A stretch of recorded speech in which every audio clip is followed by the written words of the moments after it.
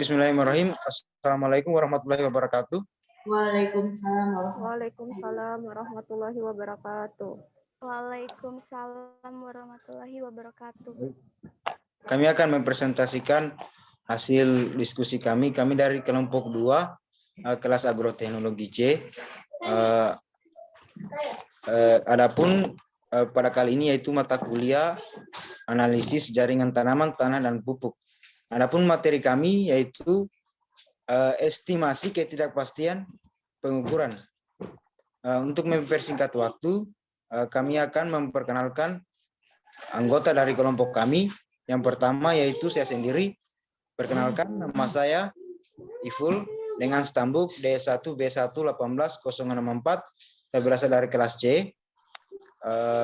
Adapun asal daerah saya itu Kota Raha, Kabupaten Muna, dan alumni SMA 1 Napabalano. Selanjutnya saya persilakan kepada teman-teman yang akan memperkenalkan diri. Saya persilakan. Terima kasih atas kesempatan yang telah diberikan. Perkenalkan, nama saya Imelia Parapa dengan NIM D1B118030. Saya alumni dari SMA Katolik Makale, asal saya dari Kabupaten Tanah Toraja.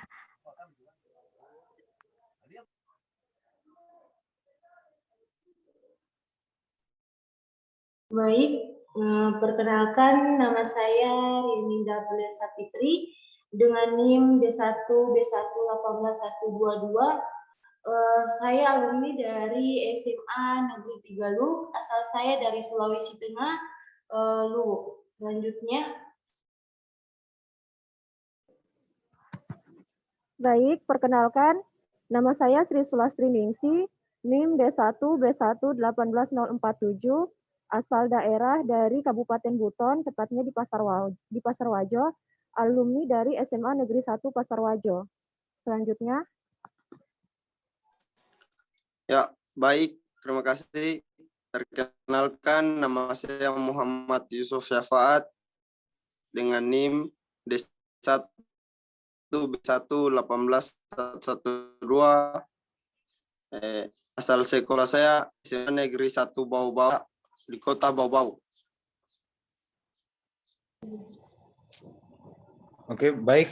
Itulah hasil dari perkenalan dari anggota kelompok kami. Kemudian saya persilakan untuk pemaparan materi.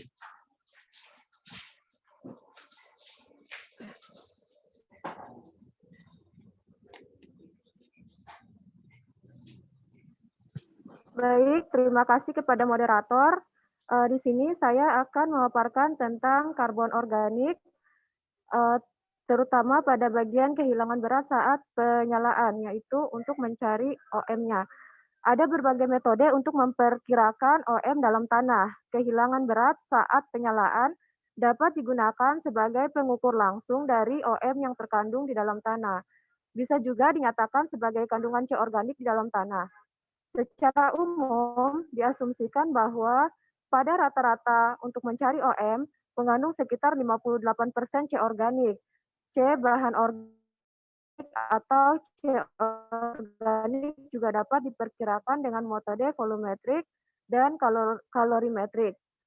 Kemudian di sini ada rumus untuk mencari dari OM itu, yaitu berat tanah pada suhu 105 derajat Celcius dikurang dengan berat tanah pada suhu 400 derajat Celcius dikali 100 dibagi dengan suhu berat tanah pada suhu 105 derajat Celcius. Next.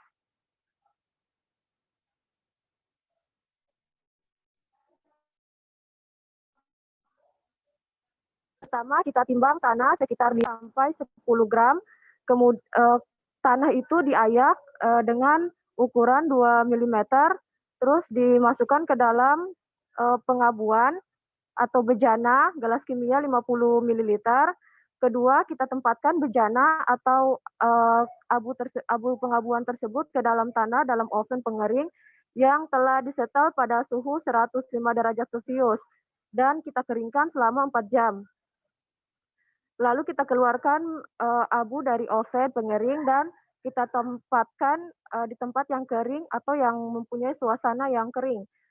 Kemudian kita dinginkan, lalu kita timbang dengan ketelitian 0,01 gram. Baik, untuk kontribusi ketidakpastian yang harus dipertimbangkan, yaitu pada kalibrasi timbangan, kemudian pengulangan penimbangan, kalibrasi oven pengering, suhu yang diperlukan, lama waktu pengeringan, dan juga pengaruh suhu terhadap berat tanah.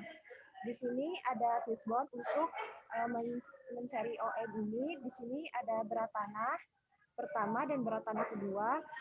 Di sini kita lihat ada linearitas, ada sensitivitas, kalibrasi, dan pengulangan yang mempengaruhi dari berat tanah ini. Nah, untuk bagian yang kita garis, kan di sini sensitivitas sama pengulangan kita garis. Ini bermakna bahwa sensitivitas dan pengulangan ini dapat kita abaikan. Begitu pula pada berat tanah 2. Sedangkan untuk bagian yang tidak digaris, berarti itu harus dilakukan dan tidak bisa diabaikan. Misalnya kalibrasi. Kalibrasi itu harus kita lakukan dan tidak bisa kita abaikan sehingga supaya pengukurannya itu akurat. Seperti itu pula pada pengeringan, ada yang mempengaruhinya itu suhu, kalibrasi, waktunya, dan yang bisa untuk diabaikan itu misalnya seperti sensitivitas, kemudian pengulangan, dan jika kita melakukan pengukuran dengan tepat, dengan melakukan kalibrasi yang tepat, kemudian pengukurannya juga tepat, maka kita tidak perlu lagi melakukan pengulangan untuk melakukan pengeringan ini dan sebagainya. Oke, untuk materi selanjutnya akan dipaparkan oleh pemateri berikutnya. Baik, terima kasih. Di sini saya akan lanjutkan materi dari Sri Sulastri, yaitu metode volumetrik. Nah, di sini ada rumus dari metode volumetrik, yaitu dalam kurung 10 dikurang mililiter larutan FeSO4 yang dibutuhkan untuk sampel, tutup kurung dikali X pangkat 2 per S dikali 100 per WT of soil. Karena 1 gram maka disederhanakan menjadi 3 dalam kurung S kurang T per S, di mana S adalah mililiter larutan FeSO4 diperlakukan untuk belangko, T sama dengan mililiter larutan FeSO4 yang dibutuhkan untuk sampel.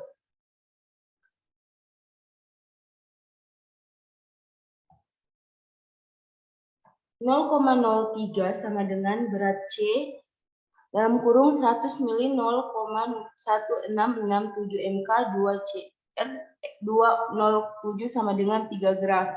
Jadi 1 mili 0,1667 meter K 2 CR 207 sama dengan 0,003 gram.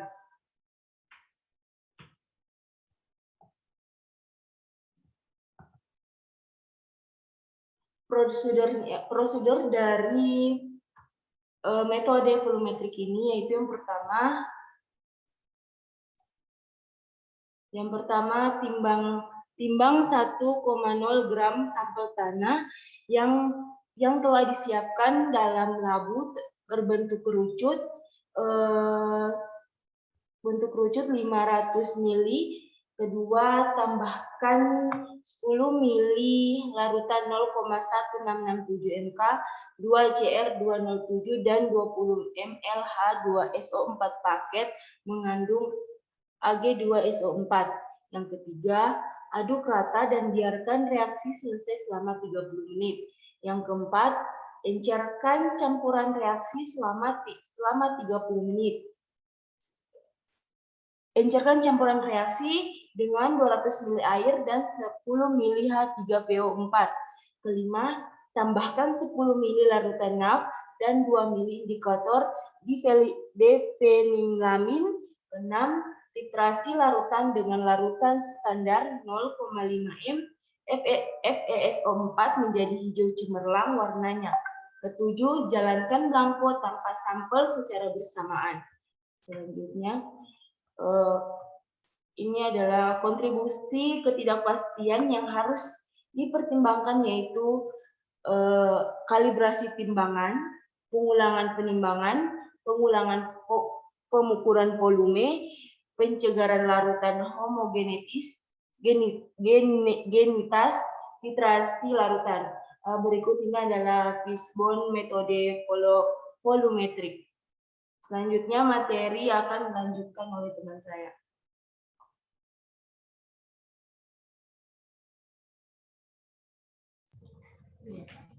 Baik, terima kasih. Di sini saya sebagai moderator sekaligus memaparkan materi tentang kontribusi ketidakpastian, yaitu tentang metode kalorimetri. Pengukuran karbon organik dengan metode kalorimeter, peralatan yang dibutuhkan untuk metode kalorimetri yaitu data dari data Kerar dan Saini tahun 1962.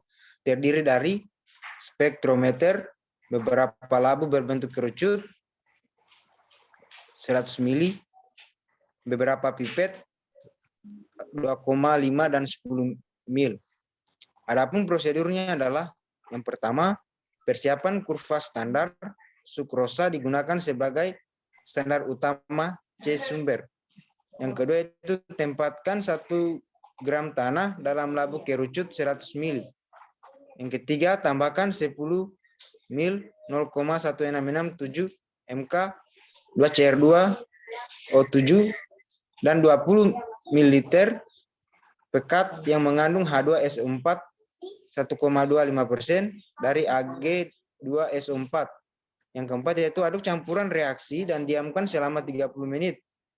Yang kelima, warna hijau kromium sulit yang dikembangkan dibaca pada spektrofotometer pada 660 nm setelah pengaturan kosong. Next.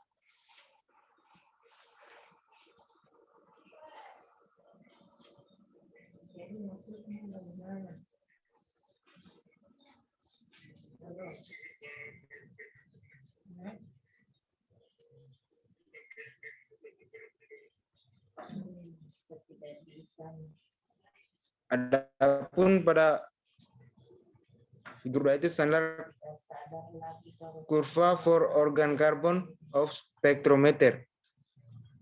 Di sini kita dapat lihat pada kurvanya, yaitu Y sama dengan 0,0459 ditambah 0,034 R2 0,9905.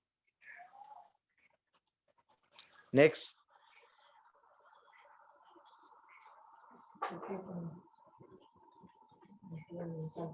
Adapun kontribusi ketidakpastian yang harus diperhatikan adalah kalibrasi spektrofotometer, kalibrasi penimbangan, pengulangan penimbangan, dan pengukuran volume.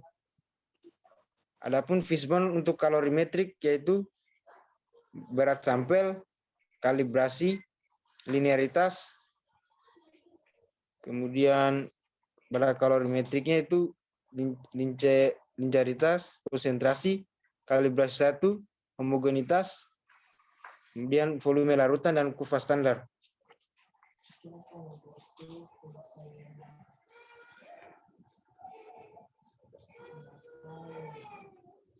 Next.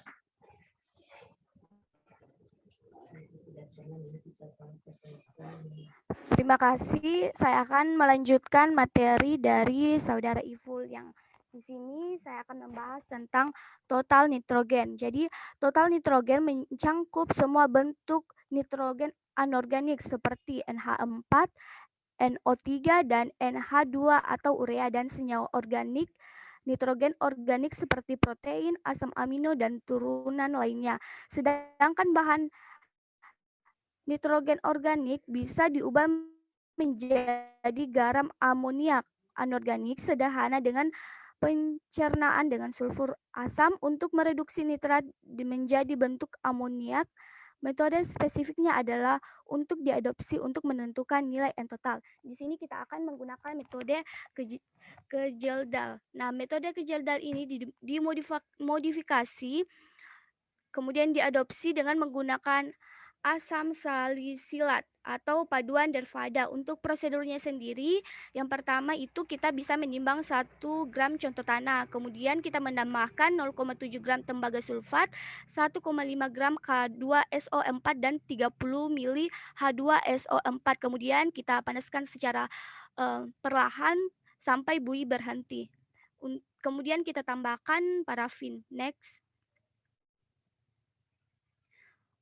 Kemudian kita lanjutkan pencernaan, kita rebus selama 30 menit. Kemudian kita keluarkan labu dari pemanas, kemudian kita tambahkan 50 ml air, lalu kita pindahkan ke labu penyulingan.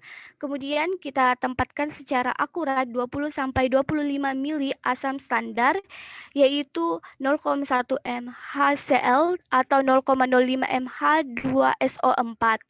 Kemudian kita tambahkan lagi 2-3 tetes indikator metil merah, kemudian air secukupnya, kemudian kita tutup ujung tabung outlet kondensor. Kemudian kita alirkan air klan melalui kondensor, kemudian kita tambahkan 30 mili NaOH 35% ke dalam labu destilasi. Kemudian kita panaskan untuk mendestilasi amonia selama 30-40 menit. Kemudian selanjutnya kita lepaskan labu penerima dan bilas tabung keluar ke dalam labu penerima dengan sedikit air suring. Untuk menetrasi kelebihan asam dalam disitlat dengan 0,1 mNaOH. Kemudian untuk menentukan blanko pada reagen menggunakan jumlah asam standar yang sama. Next.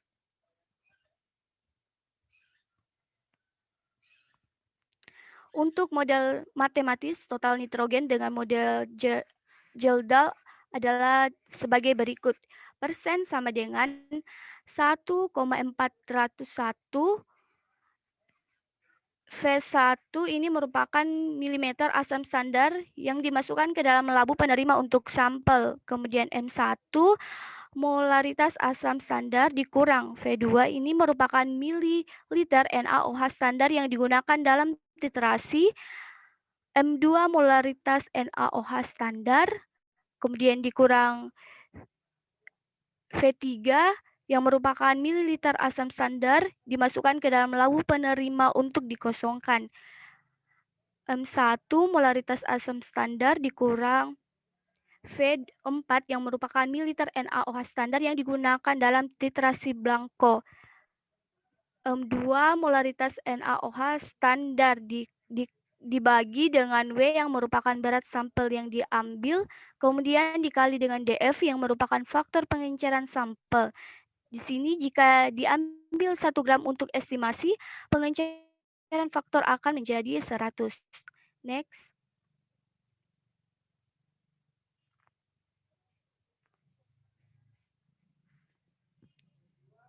Slide selanjutnya.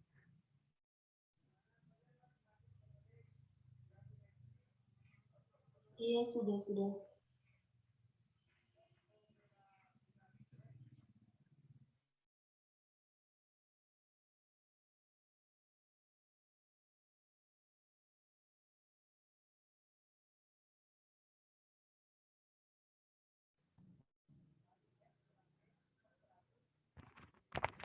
Baik, mohon maaf tadi saya terkeluar. Di sini saya akan melanjutkan komponen ketidakpastian yang harus diperhatikan, yaitu kalibrasi timbangan, pengulangan penimbangan, pengaruh waktu pemanasan terhadap larutan, pengaruh temperatur terhadap larutan. Nah, di sini dapat kita lihat fishbone untuk metode Geldahl. Untuk materi selanjutnya saya persilakan.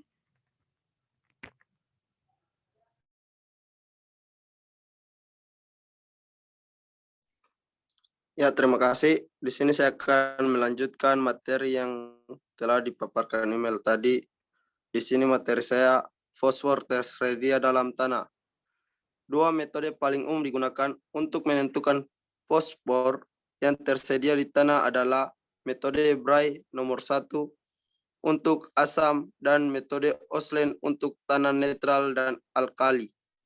Metode nomor 1 Bray. Prosedurnya yaitu 1. Pembuatan kurva standar, larutkan 0,2195 gram KH, kering murni 2 PO 4 in, 1 liter air suling, larutan mengandung 50 gram P garis miring mililiter. Yang kedua, ekstraksi ini tambahkan 50 ml ekstraksi berai nomor 1 ke dalam kerucut 100 ml labu berisi 5 gram. Yang ketiga, perkembangan warna. Perkembangan warna dapat diambil 5 ml ekstra tanah yang telah disaring dengan umbi pipet dalam labu takar 25 ml. Yang selanjutnya itu berikan 5 ml reagen molibdata dengan pipet otomatis. Yang selanjutnya encerkan menjadi 20 ml dengan air suling.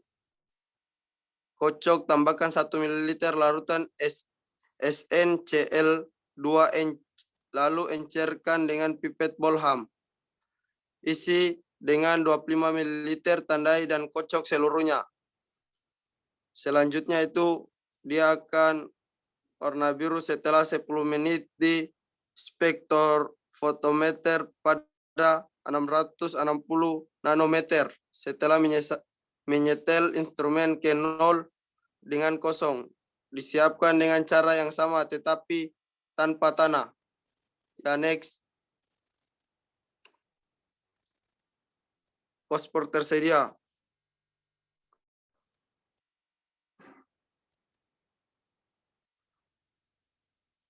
Fosfor tersedia. Model matematis dalam fosfor tersedia dengan metode nomor 1 Bray. Bisa kita lihat rumusnya yaitu P dalam kurung kilogram per hektar sama dengan A per 1 juta dikali 50 dibagi per 5 dikali 2 juta per 5 sama dengan 4A.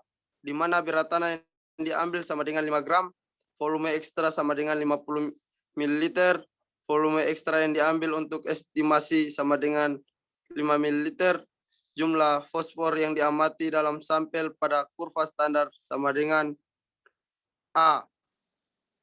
Berat tanah 1 hektar, berat tanah hipotesisnya sampai ke dalam 22 cm diambil sebagai 2 juta kilogram. Ya, mungkin bisa dilanjutkan next. Ya, komponen ketidakpastian yang harus diperhatikan yaitu kalibrasi timbangan. Kalibrasi timbangan, pengulangan timbangan, serta volume larutan. Mungkin bisa dilihat pada gambar di sini, fishbone metode nomor 1 Bray. Ya, mungkin itu saja yang saya dapat sampaikan. Terima kasih. Baik, terima kasih atas teman-teman sekalian yang telah memaparkan materi. Adapun pada tentang estimasi ketidakpastian pengukuran. Baik, mungkin itu saja pemaparan materi dari kelompok kami. Lebih dan kurangnya mohon dimaafkan. Akhir kata saya ucapkan wabillahi taufiq wal hidayah. Assalamualaikum warahmatullahi wabarakatuh. Waalaikumsalam warahmatullahi wabarakatuh.